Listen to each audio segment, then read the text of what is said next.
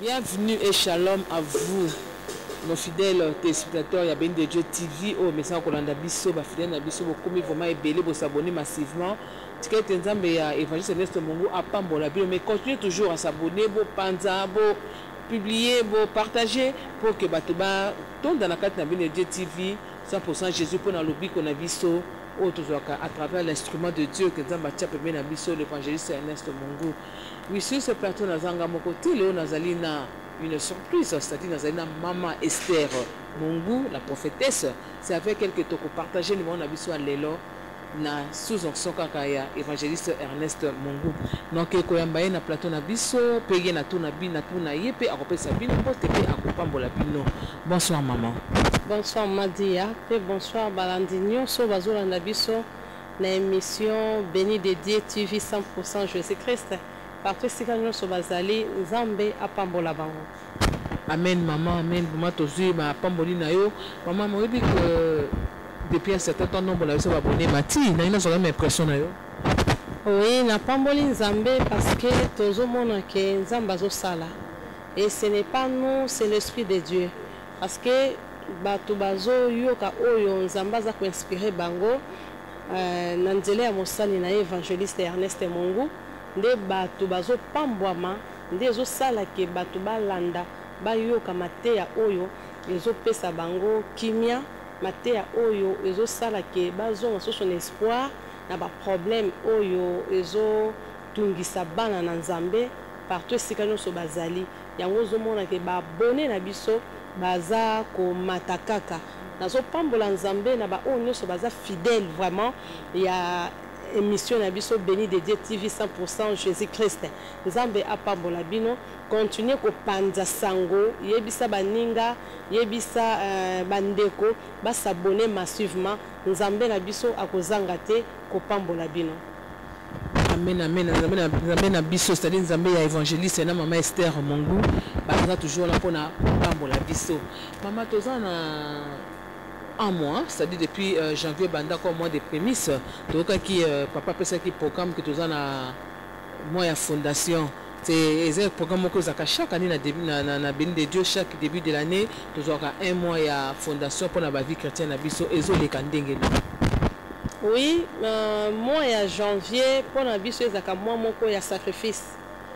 Oyo eza prémisse na biso o to pesa ke pa ya Nzambe. Yango mona ke to bandaki na matin to gobi na midi to uti ko silisa soirée. Et puis que mikolo eza ko ya fin du mois oyo nde tozo clôturer na nuit. Nuit to lobi eza kaka jour moko o tozo clôturer na yango. Yango moni que chaque année to pesa ka Nzambe o ezali likabo to o ezali offrande na biso ya année mobimba ndo mona ke janvier nyonso tozo dédier yango pa na Nzambe tozala kaka na se ya présence ya Nzambe ko luka Nzambe ko bondela ndenge Bible zo ba na biso ke prier sans cesse nde mosala na Nzambe aloba na biso à chaque fois que non ma bondeli ekatanaka te ma bondeli eza vie ya mutu c'est-à-dire que ko bondela eza ko bonga sans la prière to ko sala eloko moko te sans la prière donc eloko eza te donc to tchaka Nzambe liboso voilà tozui janvier oyo to dédié yango epa ya Nzambe mama dia yeba ke tozaki biso moko te tozaki même là ba fidèle ya émission na biso Béni de Dieu TV 100% Jésus-Christ ne na pamboli bino ba onyoso balanda ki biso ba onyoso ba participer ki na biso elongo vraiment Nzambe na biso apambola bino parce que ça na ba sujet oyo bobana ko bonda na biso elongo ndenge Nzambe azo yanola azo kangola ba o bazana Kinshasa awa ndenge pe Nzambe moko wana lisusu azo pambola même bino esika bozali parce que le boko Nzambe eza mokusete pona ko kangola to pona ko pambola atozala ki na fin fond olandi biso oyoki biso otira biso otie foi na prière na biso to na ba déclaration faite à Moussa na Nzambe yeba ke ni pamboli to pe délivrance eza partage ya bomoi na yo. Amen, amen, amen. Dépense ça partage à bon moyen. Maman peut-être c'est un zoloka. Mais maman, tout cette prière là, passé pendant presque un mois, comme la semaine à Bissou Souka, au mois de janvier, tout ba prière on a tout en attitude pour tous là. Quelle attitude on peut avoir pour attendre quelque chose de Dieu dans notre lobby? Oui, yango nde ezali maloba ya mosali na Nzambe auti koloba na biso lelo na Romain. Alobi na biso que d'abord moi ya fondation exemple lokola moi ya dédié par la Nzambe. Eza moi ya réparation. Donc mutu azobanda ko réparer nano vie na ye vis-à-vis na Nzambe azo réparer vis-à-vis na batu. Alors ozoluka kimia na Nzambe bon moko na Nzambe en même temps pe ozoluka bon moko na batu. Oyebi maman dia eza na la fois passée eza na batu ebele ba échouer parce que bazaki na bon moko na Nzambe te. Mingi ba échouer parce que bazaki na bon moko na Nzambe mais bon moko na batu lokola bango te. Alors ce que ozana bon moko na batu te yeba ke okomona bo loboko Nzambe te na vie na yo. Alors tolingaki ke janvier oyo mutu azonga na pensée na ye, mutu azonga na attitude na ye, azonga na kati ya libota na ye, na makambo nyonso ezo préoccuper vie na ye, mutu a réparer. D'abord réparer na Nzambe. Et si kani no mona ke oza na erreur, et si kani no mona ke osalaki malamu te, esengeli ko réparer na Nzambe. Oza na mti lelo, oza na kati ya milangwa. Ti lelo oza na kati ya kotonga. Ti lelo oza na kati ya kosopa bazemi. Ti lelo oza na kati ya makambo mabe kozwa mibali ya batu, kozwa basi ya batu. Alors eloko wana ezosala ke Nzambe aséloigner musika na biso. Ti lelo oza na kotonga. Alors oza na binemi na batu. Alors tosaki na posa ke Nzambe apambola biso. Ozomona batu ebele bazobatama na se ya prophétie. Batu ebele bazobatama na se ya ainsi dit l'Éternel. Nzambe alobaki na ngai, Nzambe alakaki ngai, Nzambe alobaki na ngai. Mais yeba yango ke soki ozosala volonté ya Nzambe te, ata Nzambe alakaki yo, ata Nzambe alobelaki yo, ke na kopambola au jour un tel. Mais soki ozosala volonté ya Nzambe te, yeba ke prophétie wana eke na mai. Prophétie wana ekokokisama te. Parce que ozana bon moko na Nzambe te, ozana bon moko na mutu te. Alors moi oyo ya janvier, tolinga ke mutu nyonso a réparer na Nzambe. Mutu nyonso a yeba ke Nzambe azali. Esika nyonso nazo tambola Nzambe azomona ngai, Nzambe azotala ngai. Yango monaki ememaki biso na repentance. Ememi biso na repentance pe ememi biso na supplication et que échec nyonso tomonaki la fois passée na ndenge kaka tozo banda na 2021 mais na mois ya février tokuta na susu na échec wana te tokulela lisusu te tokufa lisusu te eloko moko te ya mabe ezwa biso a moins que ezala na volonté ya Nzambe. Si pas la volonté ya Nzambe mabe moko te ekomela biso. Yango ozomona février oyo nde mosala Nzambe tukoloba na biso lelo alobi ke non to bondeli to lobby mais fallait tozela siko résultat. Tozela siko résultat. Na kati ya prière biso ne to lobby so to za Nzambe alo. Voilà. Tozela siko résultat. Mais Nzambe akoloba siko na ba acte.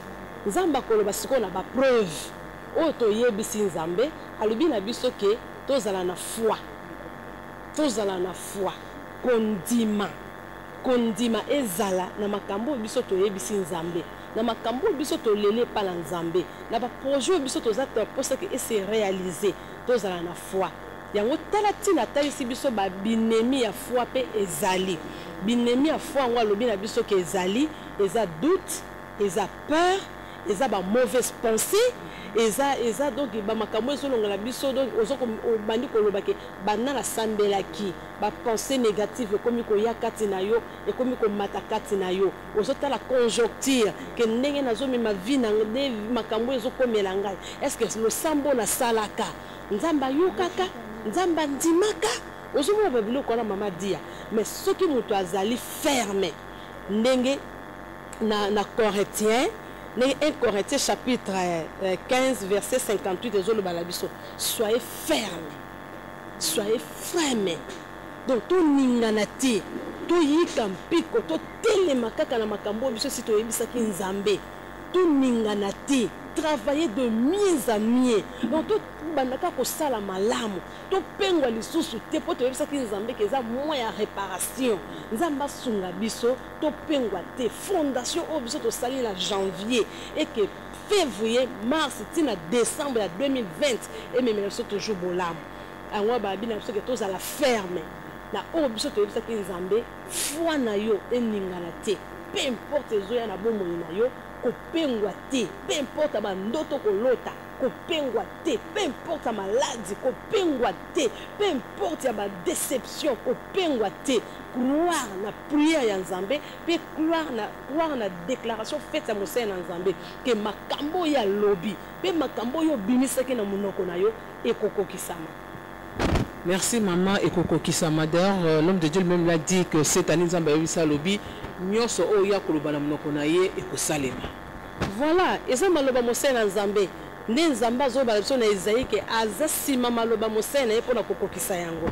Alors maloba nyonso oyo weya nzambe atelemaka mpona kodéclarer yeba yango ke mama di ya nzamba tambolaka sima maloba basali na ye mpona kokokisa. Bato bazala taché. Bato bazala na confiance ya basali na nzambe nde 2 Chroniques 20 partie B lobi na biso bao bazokangama na basali na nzambe bazo réussir. Alors maman papa o azolanda biso kangama na mosali na nzambe kangama na basali na nzambe et surtout tozana lipamboli oyo nzambe apesi biso mosali na nzambe évangéliste Ernest Mongu aza lipamboli mpona biso aza vraiment lipamboli kangama sima makambo oyo azoloba mpona yo eza na mokolo moko maloba na ye ekolata nzoto mpe misala ekomonana. Amen. Pe misale komona na mama le oyo zo te abiso sur la foi nga zo ka passage mo zo matanga na moto zo ba que nzamba bina lobana lobi et s'il exauce déjà c'est que ne lui ont rien demandé. Bongo biso bato to senge na prière mais na ko exaucer biso yango te. Donc le bana zo matana motema nga zo pesa nga ba assurance moko na ba foi moko zo mona que la réponse est certaine na et pas na biso. Mais na ba programme zo continuer ndengeni. Oui, tozo koba to tambolaka selon molimo na nzambe ndenge aza ko kamba biso toza na programme nyonso eza déjà établi ndenge to uti na mois ya janvier ezaki mois na biso ya fondement ya fondation.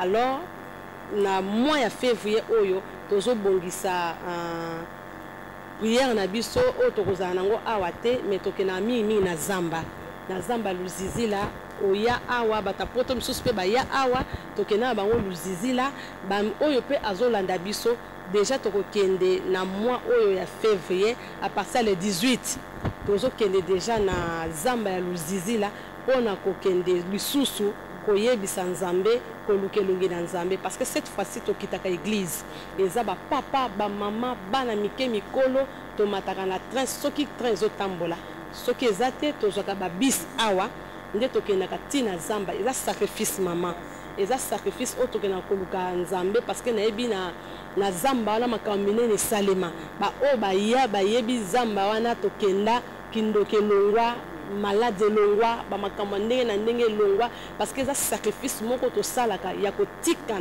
église otiki ndako toki kolala na zamba eza vraiment zamba mais zamba yango eza nde zamba ya mabondeli zamba vraiment ya mabondeli eza nango sacrifice oyo tosalaka tokendaka kaka mokolo moko tozwi mokolo moko et puis le lendemain tozongi nde ezali programme ya février. Après programme ya février toza na mars oyo tomosali na nzambe adédie yango mpona bamama eza lipamboli oyo bapesi biso na kati na église et que mois ya mars eza mois oyo bamama ya béni de Dieu basanganaka mpona kolobela mpe kibomwasi na bango. Merci beaucoup pour notre appel qui vous mentionne bango. Alors mon maman na ba femme de valeur nyonso. Ba femme de valeur nyonso ya béni de Dieu ya mokili mobimba et sika nyonso bango bazali donc ibongama déjà na mars oyo tokolobela kibomwasi et pour que nzambe akozala au rendez-vous. Maman promettre biso tolobela kibomwasi. Bobi ke yeso ka simbi mwasi benga loba kibomwasi. Nasi bosa vraiment nombreuses surtout ba maman na biso béni de Dieu TV pour la kolanda matea oyo la prophétesse apesaka eza matea moko za kana kati na révélation moko oyo moko mimona ke non na yeba kité siko na yebi maman tokomo chité na émission na biso na etiso keloko moko bakisani. Oui, na ko continuer ko yebisa na ba landi na biso nyonso ya béni de Dieu TV 100% Jésus Christ na koloba na bino ke bolemba te ko s'abonner massivement, bolemba te tolekaka presque na ba moment na biso ya ba culte lokola chaque lundi tozalaka na intercession autodélivrance, chaque mercredi et vendredi tozalaka na enseignement, et puis le dimanche toyaka ko rendre nzambe action de grâce na ye. Alors à chaque fois tozozala na ba prière na biso bolandaka biso tobondelaka na bino pe elongo ekozala malamu mingi. Oza na problème, oza na posa osolola na mosali na nzambe, oza na posa osola na ngai mama Mosakoli Esther Mongu, ozo tozaka na numéro moko oyo topesaka oyo koki kobenga nango mosali na nzambe. C'est la code mboka na biso quoi. 089 75 15 851. 89 75 15 851. Ce que vous avez posa na ngai à partir mosai na nzambe okomona ngai. Alors na pamboli liloba suki ezaka ya ko pambola bana nzambe nyonso, vraiment on est ensemble ba o nyonso déjà to sola kana bango nzambe a pambola bino. Amen, amen, amen. Nzambe a pamboli biso nzambe mosako la pamboli biso na siboyoki la prophétesse a parlé. La prophétesse, c'est celle qui a un message. Elle a parlé dans ce beaucoup de messages à Pessibiso. Tout quand on a bien de Dieu TV 100% Jésus-Christ. Tout s'abonner massivement comme moi lobby. Tout sur la chaîne Nabiso. Pourquoi pas nous envoyer des caméras, nous envoyer des micros, nous envoyer de laptops, nous envoyer des lights pour nous rendre chaîne nous peut quitter comme ça nous peut dans plateau mon bien pour vous appeler message mon bien puisque l'homme de Dieu c'est pour moi en tout cas pour que bien un message on a peut vous à la paix édifier. En tout cas, tu as numéro de vie lelo et tu prochainement dans le numéro Asika. Au revoir.